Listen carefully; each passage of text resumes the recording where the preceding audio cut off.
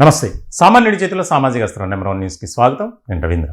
ఆంధ్రప్రదేశ్లో ఉపాధ్యాయులంతా ఏకతాటిపైకి వచ్చారు. దీనికి సంబంధించి అక్టోబర్ 7వ తేదీ అంటే మంగళవారం చలో విజయవాడ కార్యక్రమానికి పిలుపునిచ్చారు. చాలా కీలకమైనటువంటి అంశంగానే మనం చూడాలి. అంటే ప్రభుత్వంపై ఒత్తిడి తీసుకురావాలి, తాడో పేడో తేల్చుకోవాలి. ఎందుకు? ఏదైతే ఆంధ్రప్రదేశ్లో ఉన్నటువంటి ప్రభుత్వ ఉద్యోగులకు కూటమి ఎన్నికలకు ముందు ఇచ్చినటువంటి వాగ్దానాలు కానీ హామీలు కానీ ఉన్నాయో వాటిని నెరవేర్చే క్రమంలో పూర్తిగా విఫలం చెందింది కూటమి అనేది మనకు అర్థమవుతుంది. దాదాపుగా కూటమి అధికారంలోకి వచ్చి 15 నెలలు గడిచిపోయింది. అయినప్పటికీ ప్రభుత్వ ఉద్యోగులకు ఇచ్చినటువంటి హామీలు కానీ వాగ్దానాలు కానీ ఎక్కడ కూడా దాన్ని కనీసం ప్రాధాన్యత క్రమంలో మేము చేస్తాం, ఫుల్ఫిల్ చేస్తాం అని చెప్పినటువంటి సందర్భాలు లేవు. దీనిలో భాగంగా ఉద్యోగ సంఘాలు చాలా ఉన్నాయి ఆంధ్రప్రదేశ్లో. వారంతా ఏకతాటిపైకి వచ్చినప్పటికీ తలోదారి అయిపోయింది. ఎవరికి వారే యమున తీరే అన్నట్లుగానే ఉంది.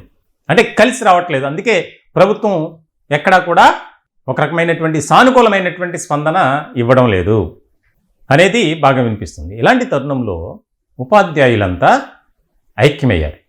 ఇదివరకు అందరూ కలిసి ఐక్యమైనటువంటి పోరాటం ఉండేది, యునైటెడ్ ఫైట్ అన్నట్లు. కానీ ఇప్పుడు ఆ పరిస్థితి లేదు. ఇప్పుడు రాష్ట్ర వ్యాప్తంగా ఉన్నటువంటి వేలాది మంది ఉపాధ్యాయులు 7వ తేదీన చలో విజయవాడ కార్యక్రమానికి పిలుపునిచ్చారు. ముఖ్యంగా ఐఆర్, ఇంటర్మ్ రిలీఫ్ అంటే మధ్యంతర భృతి, పిఆర్సి, అలాగే మెడికల్ రీఎంబర్స్మెంట్ ఏదైతే ఉందో అది కూడా బకాయిలు, ఇలా చాలా ఉన్నాయి. మరి ముఖ్యంగా ఉపాధ్యాయులకు సంబంధించి కారుణ్య నియామకాలు, సర్వీస్లో ఉండి ఎవరైనా చనిపోతే ఆ కుటుంబంలో ఉన్నటువంటి వ్యక్తులకు జాబ్ ఇవ్వాలి నియమ నిబంధనల ప్రకారం. అది కారుణ్య నియామకం. సర్వీస్లో ఉండగా హఠాత్తుగా చనిపోతే, అనారోగ్యం కావచ్చు, ఏదైనా కారణం కావచ్చు, అది కూడా ప్రామిస్ చేసినటువంటి కూటమి పెద్దలు ఎందుకు అలసత్వం వహిస్తున్నారు, నిర్లక్ష్యం వహిస్తున్నారు అనేది ఇక్కడ ముఖ్యమైనటువంటి పాయింట్.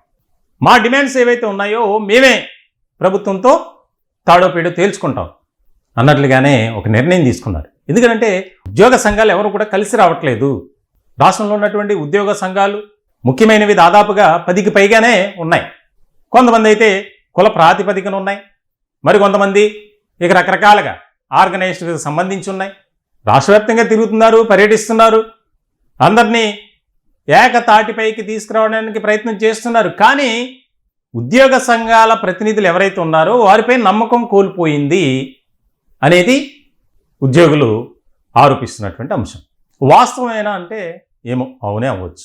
ఎందుకనంటే కొన్ని ఎంప్లాయీస్ గ్రూపుల్లో సర్క్యులేట్ అవుతున్నటువంటి, అలాగే ట్రోల్ అవుతున్నటువంటి విషయాలు, మా డిమాండ్ల సాధనకై మేమే పోరాటం చేస్తాం, మీరేమీ స్పందించాల్సిన అవసరం లేదు. ఎందుకంటే ఉద్యోగ సంఘాలుగా ప్రతినిధులుగా మీరు ఫెయిల్ అయ్యారు, 15 నెలలు ఏం చేశారు మీరు అనేది.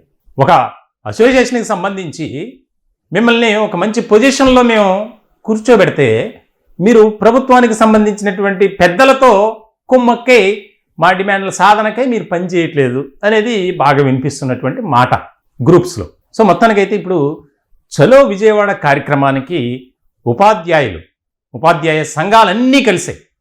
దీనికి సంబంధించి మేము ఏదైనా సరే మేము సాధించుకొని తీరుతాం, మాపై కేసులు పెట్టండి, మాపై లాఠీ చార్జీ చేయండి, మమ్మల్ని అరెస్ట్ చేయండి, ఏదైనా చేయండి, కానీ మేమైతే వెనక్కి తగ్గేది లేదు. ఎందుకంటే ఇప్పటికే మీకు చాలా అవకాశాలు ఇచ్చాం.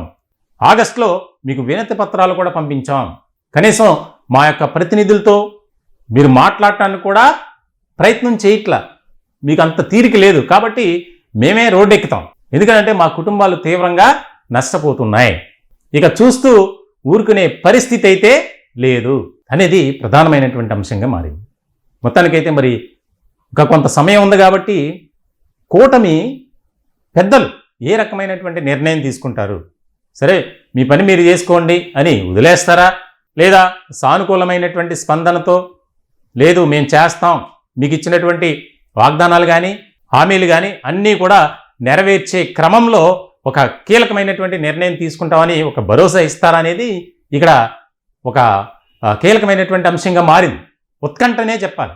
ఎందుకనంటే ఎప్పటి నుంచో అడుగుతున్నారు, కానీ ప్రత్యక్షమైనటువంటి పోరాటానికి ఇప్పటి వరకు సిద్ధం కాలేదు. దీని తర్వాత ఆయా రకాల ఉద్యోగ సంఘాల ప్రతినిధులు కూడా స్పందిస్తారు. వారికైనా బుద్ధి రావాలి. ప్రభుత్వానికి ఎలాగూ బుద్ధి రావట్లా.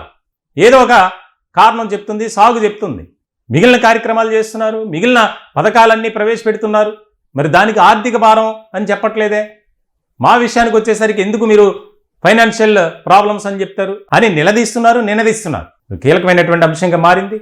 రాష్ట్ర రాజకీయాల్లో ఇప్పుడు ఈ చలో విజయవాడ కార్యక్రమం ఒక ప్రతిష్టాత్మకంగా మారబోతుంది.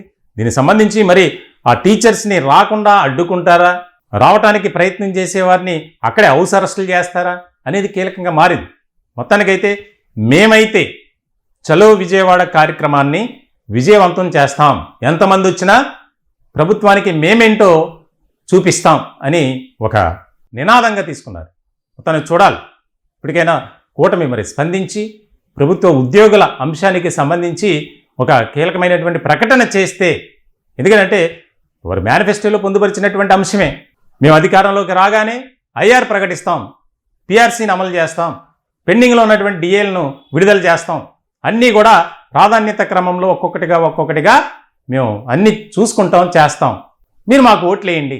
అదే అప్పుడు ఎన్నికలకు ముందు ఇచ్చినటువంటి మాట. మేనిఫెస్టోలో కూడా పొందుపరిచారు, ఇవి చేస్తాం అని. ఇప్పటికైనా సీరియస్గా తీసుకోవాలని ఉద్యోగుల తరపున సామాన్యుడి చేతిలో సామాజిక అస్త్రం నెంబర్ 1 న్యూస్ కూడా కోరుకుంటుంది. ఈ టాపిక్పై మీ విలువైనటువంటి అభిప్రాయాలు కామెంట్ రూపంలో తెలియజేయండి. దయచేసి మా ఛానల్ని సబ్స్క్రైబ్ చేసుకోండి.